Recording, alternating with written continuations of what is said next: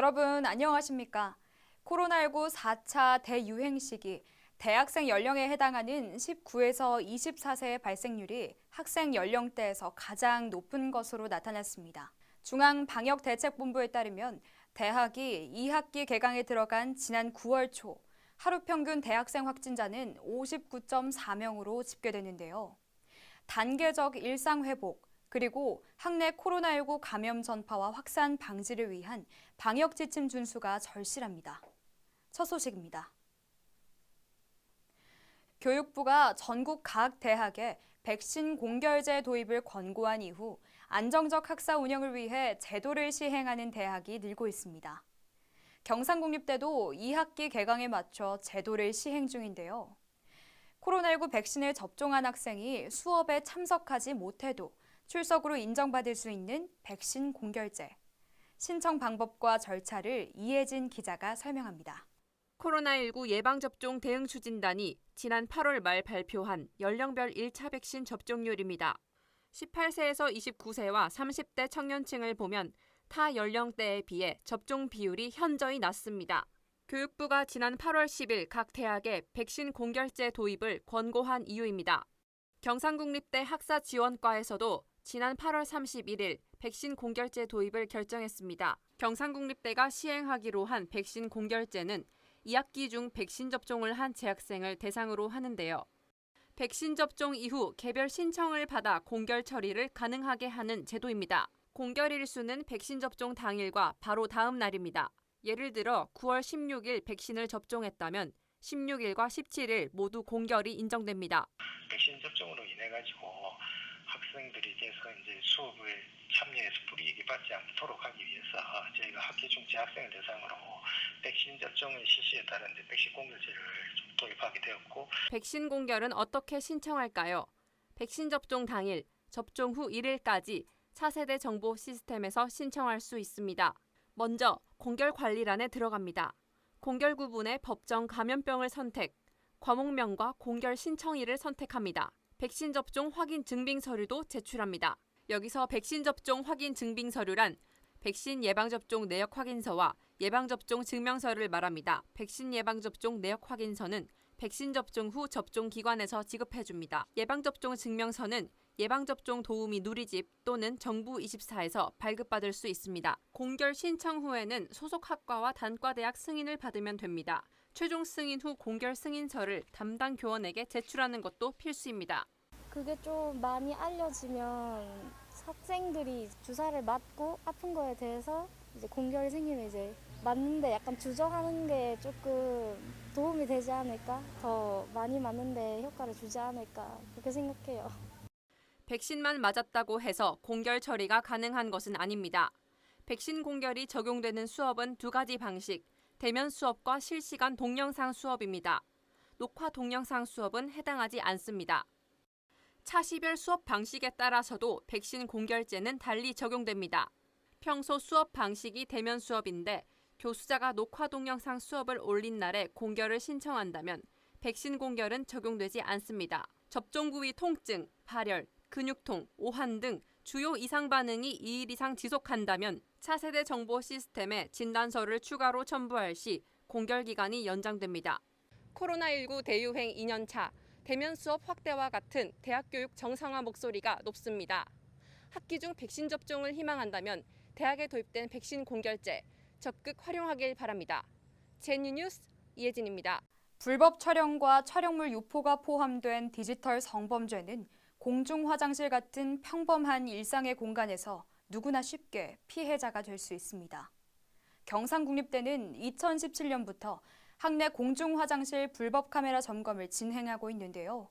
어떤 방식으로 이루어지고 있는지 정혜인 기자가 취재했습니다. 지난해 7월 경상국립대 통영 캠퍼스에서 현직 해양경찰이 캠퍼스 내 여자 화장실을 불법 촬영하다 검거된 바가 있습니다. 지난해 4월에는 국민대에서 한 외부인 남성이 학내 복지관 이용자들을 불법 촬영해 유포한 사건이 발생했으며 올해 3월 서울대에서는 보안업체 직원이 학내 건물의 여자 화장실을 불법 촬영하다 경찰에 입건됐습니다. 불법 촬영 카메라는 개인이 시중에서 쉽게 구할 수 있으며 벽에 구멍은 물론 알아차리기 힘든 변기 뚜껑이나 쓰레기통 등에도 설치 사례가 있어 그 예방이 더욱 힘듭니다. 교육부는 2020년 교육 분야 성희롱 성폭력 근절 대책 추진 현황 및 향후 계획을 통해 대학을 포함한 학교 내 불법 카메라 설치 여부를 연 2회 이상 지역 공공기관과 협조하여 불시에 점검할 수 있는 체계를 구축하겠다고 밝혔습니다. 경상국립대는 이보다 앞서 지난 2017년부터 캠퍼스 내 불법 카메라 점검을 실시 중이며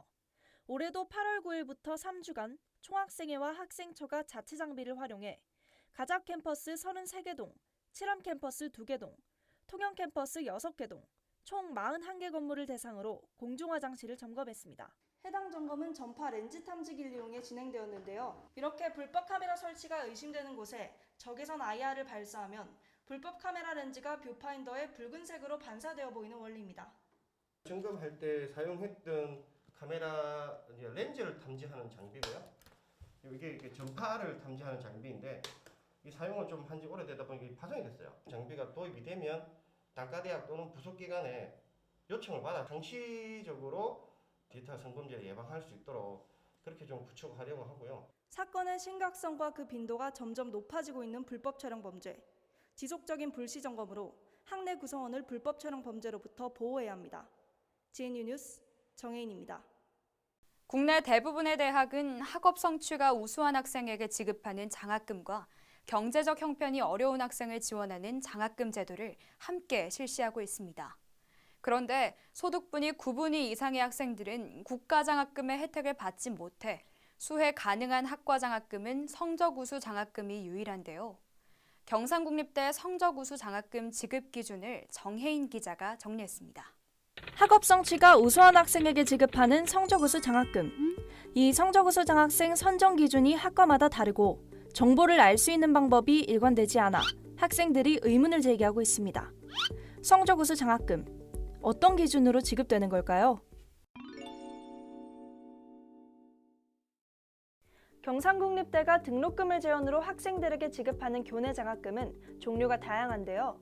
성적우수 장학금과 복지장학금은 학과에서 대상자를 선정합니다. 대학본부는 등록금 징수 비율에 따라 성적우수 장학금과 복지장학금 총액을 각각의 단과대에 배정하는데요. 이후 단과대는 재학생 수를 고려하여 개별 학과로 다시 장학금을 배정합니다.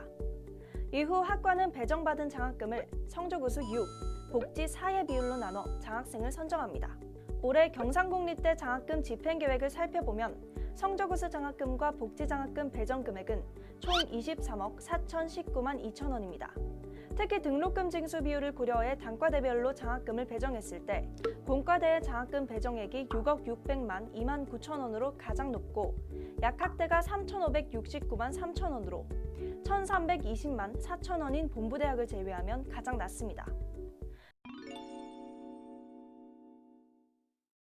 그렇다면 이 두 장학금의 지급 조건은 무엇일까요? 성적우수 장학금은 직전학기 학업 성적 평균 평점 3.0 이상, 직전학기 12학점 이상 이수 후 지도교수 또한 학과장의 추천을 받기만 하면 됩니다.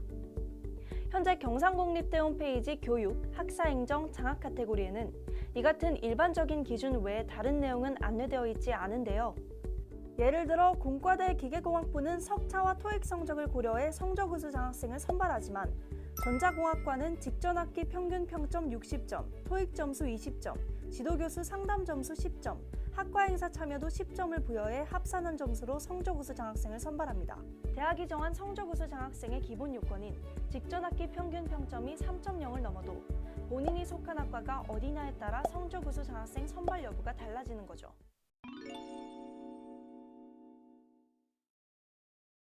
하지만 이러한 추천 기준을 한눈에 확인할 수 있는 방법이 많지 않아 학생들은 불편함을 호소하는데요. 구 경상대 소속 단과대와 학과 홈페이지를 확인한 결과 장학 카테고리가 마련되지 않은 곳도 있고 장학 카테고리가 마련됐어도 일부 학과를 제외하고는 성적우수 장학생 선발 기준을 확인하기 어려웠습니다.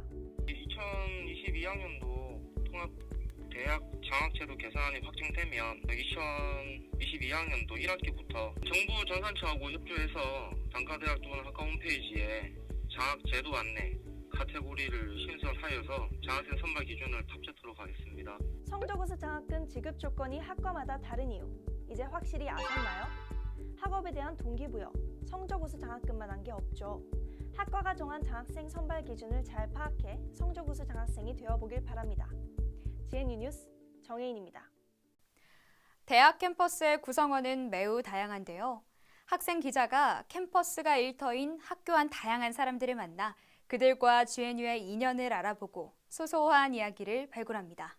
나의 노래 세 번째 이야기, 진주지방 방사능 측정소 측정요원 박창영 씨를 만나봤습니다. 2011년 후쿠시마 원전 사고를 기억하시나요? 세계적으로도 심각한 수준의 방사능 노출 사고인데요. 이런 큰 사고가 나자 국내에서는 환경 방사능 감시망을 확충하게 되었고 정부의 지원을 받아 경상국립대에도 측정소가 개소했습니다. 경상국립대 안에 있는 측정소의 정식 명칭은 진주지방방사능 측정소입니다.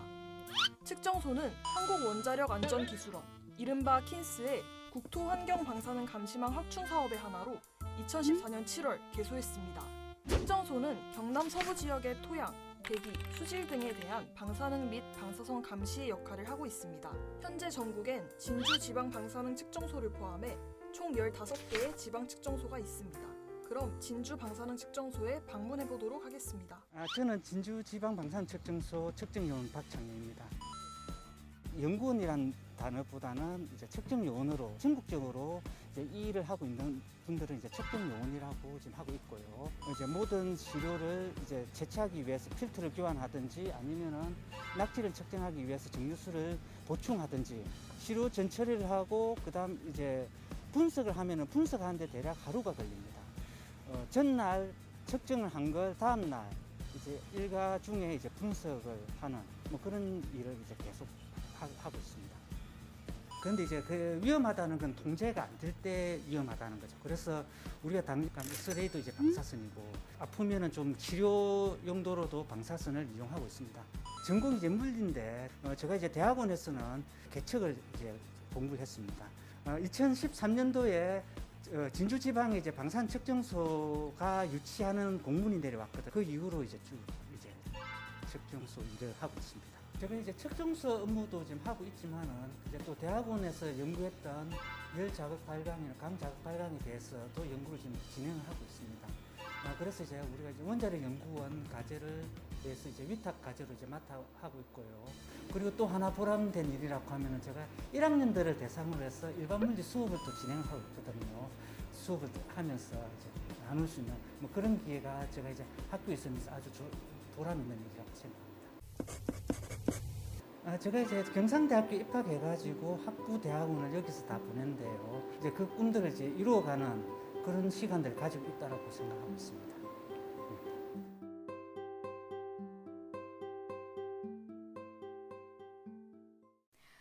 학생 기자들이 제작한 대학 뉴스와 다양한 영상 콘텐츠는 경상국립대 신문방송사 유튜브 채널에서도 확인 가능합니다. 함께 해주신 여러분 고맙습니다.